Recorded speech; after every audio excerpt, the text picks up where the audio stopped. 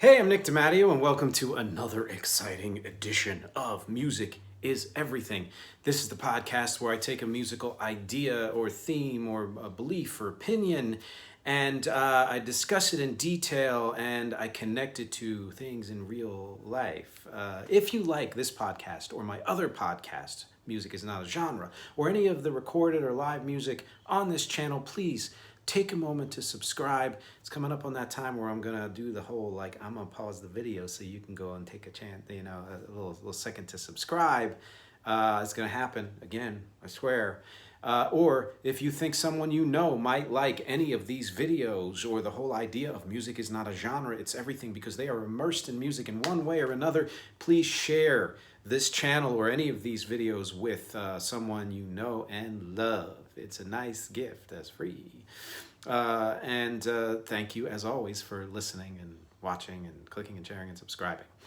This week's topic is, I don't know, maybe controversial, perhaps. I'm going to get right into it, read what I have. We can talk about it afterwards, as always. The title here is Multitasking is Real. Ask any musician. Years ago, I had a boss who told me multitasking is a myth, that it's impossible for the brain to focus on or do more than one thing at a time.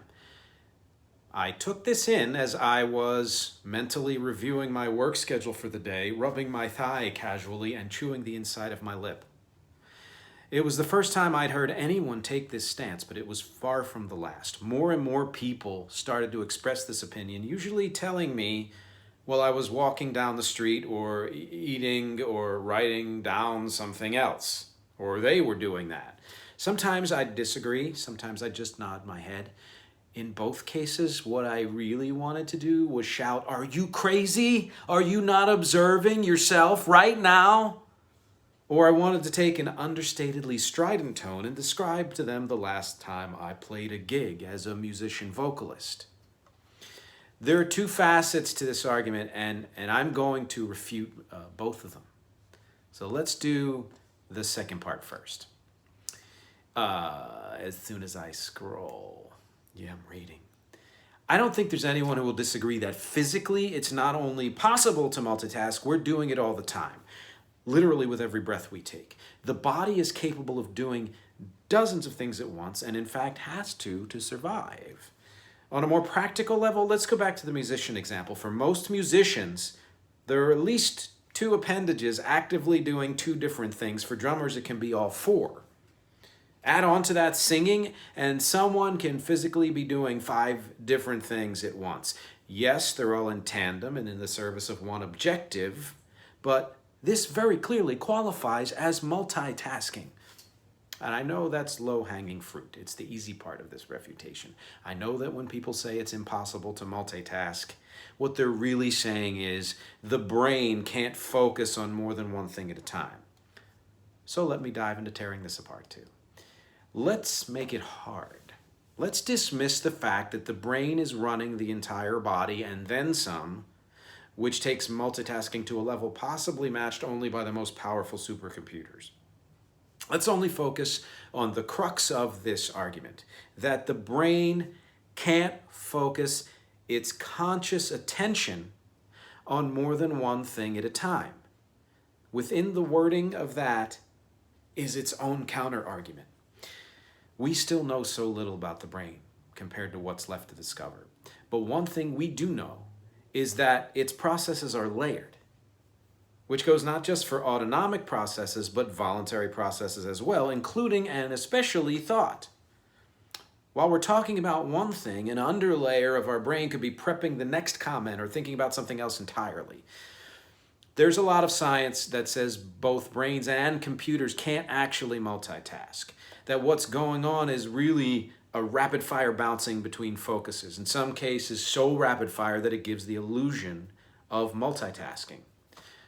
To that I say, so what? There's a point at which a thing and the illusion of that thing are close enough that the either or does not matter.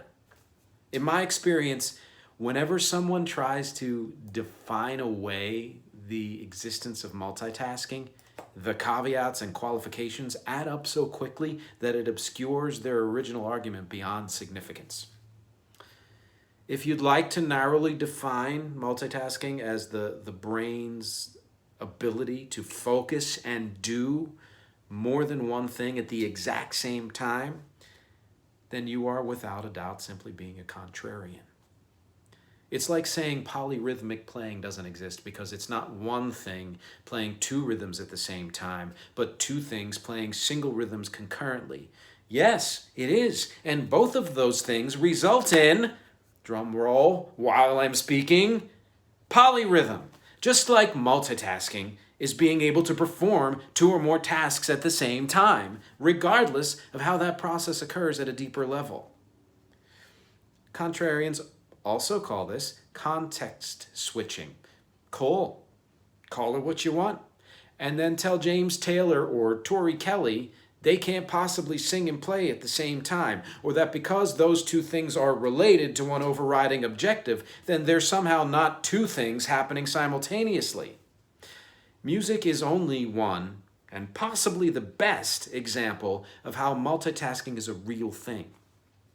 Dancers can be practicing and talking to their friend about politics or whatever at the same time. Painters can, you get the idea. The main point here is being able to do or think or believe two things at once is not only real, it's extremely valuable. Our society has devoted so much energy to specializing, to following one line of thinking, to creating a divide between what we believe and what they believe. But we are far healthier when we diversify on every level. If we're being honest with ourselves, every one of our beliefs has within it the seeds of its own counterbelief. And when we can see that, when we can move out of the black and white and into the gray, then we start to understand there's more to our existence than what we experience, than what we can define, than what we know, which makes it easier to relate to others seemingly unlike or against us. In short, multitasking is what's going to move this world forward. When I was looking up stuff for this, and I had heard a lot of these arguments before, and the thing is, I'm not saying that the fundamental underlying science of it is wrong. At this point, what we know of the brain is that, it's that kind of rapid fire switching that's actually happening. I believe, again, two things about that. One is, again, so what? And I don't mean from the science point, because it's important to understand the science beneath the science and, go down, peel the onion as much as you can.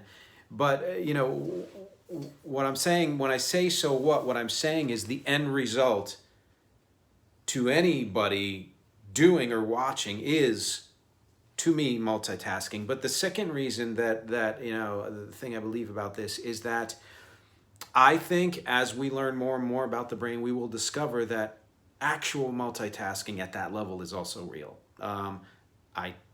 No one has discovered that yet, but 100 years ago, people hadn't discovered DNA strands, et cetera, et cetera.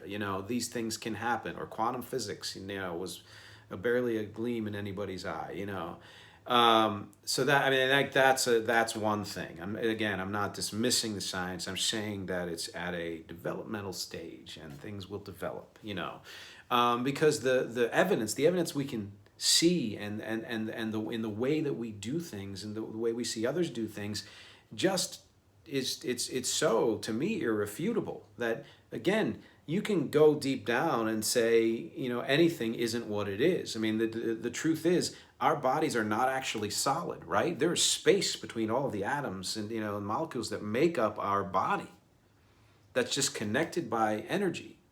So how do you define what a human is then? Are we not solid flesh and blood? Are we just, teeny little atoms connected by fields of energy? Either way, what difference does it make? Because to the naked eye, to the actual human experience, which is what I'm always going for, we're flesh and blood humans, right? That's a good way to describe how I feel about multitasking. Now, I also, when I was reading, I understand there are certain people who are have more of an affinity for it than others, or they're either better at it or they want to do it more or what have you.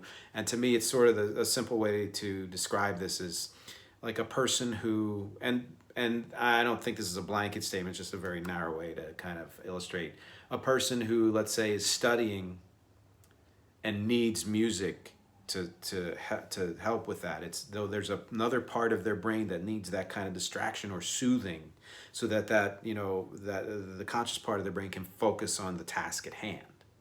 Or washing dishes while listening to music. You feel better about the task of doing that if you're listening to something you like. There are people who don't like either of those things, who need to only have a singular focus in what they do.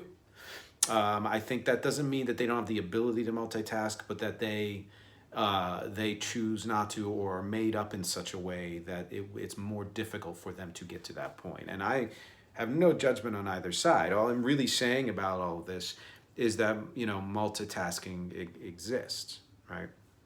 And I often find that doing a non-essential thing while I'm doing an essential thing makes that essential thing easier to do, not harder.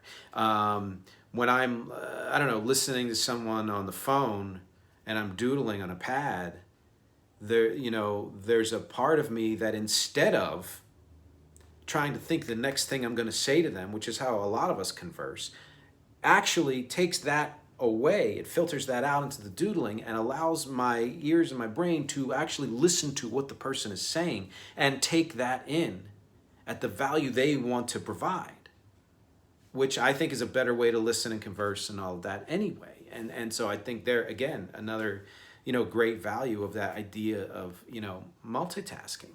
I'm often freer as a singer when I have an instrument that I'm playing. Not always, but there's certain songs or ways to do things where if I'm narrowly focused on just singing, it may tighten things up, it may cause me to be a little too precise, etc., but I can let things fly a lot better when, I'm playing at the same time, maybe dancing at the same time, and then also singing. I think there's another example there. Tying this into real life, as I like to do, and as I did a little bit at the end there, I think one of the reasons why this is not only something that has been trending in science for a while now, but is trending in society, is because it is basically the interpretation of a mental and even physical process coming from the standpoint of a strict individualist. In other words, what they're saying is that since multitasking doesn't exist, that means you can only do one individual thing at a time, realistically. And, here's the thing. Identity is important. However you wanted to define your identity, go to last week's podcast to talk about that, or talk about it here. And having some parameters in how you act, etc., like, all of that is important, and a focus on good work and all of that is important. And being, again, in other words, your own individual is what I'm getting at. But we have placed way too much emphasis on that in history and in the last several decades. People think the me generation was born in the 80s, was born in the 70s, as far as I know, and then continued on through every damn decade since then. And, look at where it's gotten us. It's gotten us to not just not care enough about others who have experiences different from ours, but it's gotten us to kind of resent them or disbelieve their experiences that they're showing us or describing to us. And to me, again, how that relates to multitasking is the idea of be your own fucking individual as much as you fucking want. I think it's great, discover yourself and all that shit. But if you divorce yourself, if you divide yourself, or create a divide between yourself and the rest of the world, and buy into the us and them mentality, or you're on my side, or you're not, then you are doing more harm to this world than good, no matter how much of an individual you are. We all have way more freedom than we realize. And great, that's wonderful. If you're doing something that within your freedom that does not harm another, great, that's super. But beyond that point, get out of your own ass is essentially what I'm saying. Be able to emotionally multitask, be able to perspectively multitask, be able to see your life for what your experience is and honor it, and be able to see someone else's life for what their experience is, which may be completely different from yours, although never completely, and honor that. If you do that, you will find the connection there. You will find the similarities or the congruences between your life and your experience and their seemingly incredibly foreign life and their experience.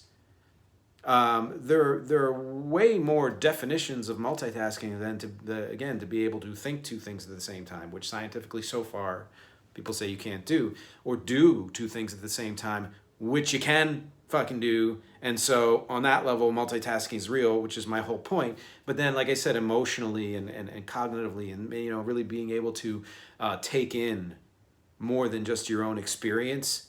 I mean, that to me is an even deeper and more vital level of multitasking. And I want to know what you think about it. I want to hear from the science community or people who love science. Explain to me what I kind of said, check to say I understand that that's what the current science is saying. I want to hear that. I want to hear people whose experiences differ from that, who say, I multitask. I want to hear from people who have no connection to either and have a completely different opinion, because whether you love or hate what I'm saying, agree or disagree, the fact that you're here and listening and watching and all of that is what's great. Because, as always for me, the objectives are music, conversation, and connection.